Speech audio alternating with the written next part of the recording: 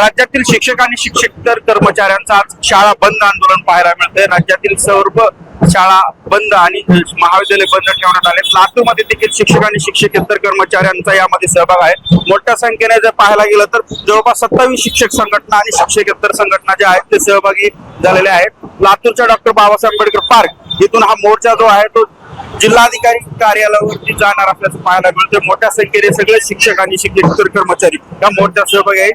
नेमकं काय मागण्या आहेत त्याच्यासाठी तुम्ही मोर्चा करता? हा टीएटी जो जो निर्णय सुप्रीम कोर्टाने दिलेला आहे, महाराष्ट्र शासन रिपिटिशन दाखल करावं आणि संच मान्यतेचा जी आर जो जाचक जी आर काढलेला आहे तो जी आर रद्द करून पुनर्जा जी आर करावा, शिक्षकाला न्याय द्यावा या संदर्भामध्ये हा प्रचंड आक्रोश मोर्चाचं नियोजन या ठिकाणी आहे। तर म्हणजे मोठ्या संख्येने महिला शिक्षकांचा देखील मोठ्या प्रमाणात सहभाग आहे। वेगवेगळ्या मागण्या घेऊन हे शिक्षक जे आहेत ते आता लातूरच्या जिल्हाधिकारी कार्यालयावरती निघाल्याचं पाहायला मिळतंय। मला सांगा काय मागण्या आहेत, हातात फलक घेत आहे?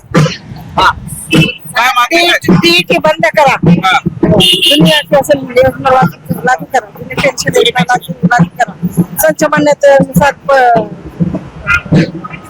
जुनी पेन्शन योजना असेल, टीईटी असेल, संच मान्यता या सगळ्या मागण्यांसाठी ह्या शिक्षकांचा मोर्चा पाहायला मिळतोय। खरं म्हणजे शासनाने आज 1 दिवसाचं वेतन देखील थांबवलंय तुमचं।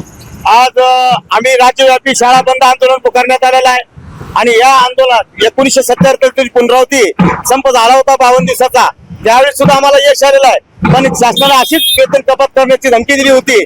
आम्ही त्या न घाबरता हा संप राज्यभर आम्ही आज पुकारलेला आहे। तर आम्हाला 1 दिवसाच्या वेतनाबद्दल आम्हाला काय वाटणार आहे, आमच्या मागण्या पूर्ण झाल्या पाहिजे, आमचा अन्याय झालेला थांबवला पाहिजे आणि टीईटीचा असो, जुनी पेन्शन योजना असो आणि त्याचा जो जी आर आहे रद्द झाला पाहिजे। अशा पद्धतीने आम्ही आज महाराष्ट्रभर संपूर्ण महाराष्ट्रभर मोर्चा आज काढत आहे।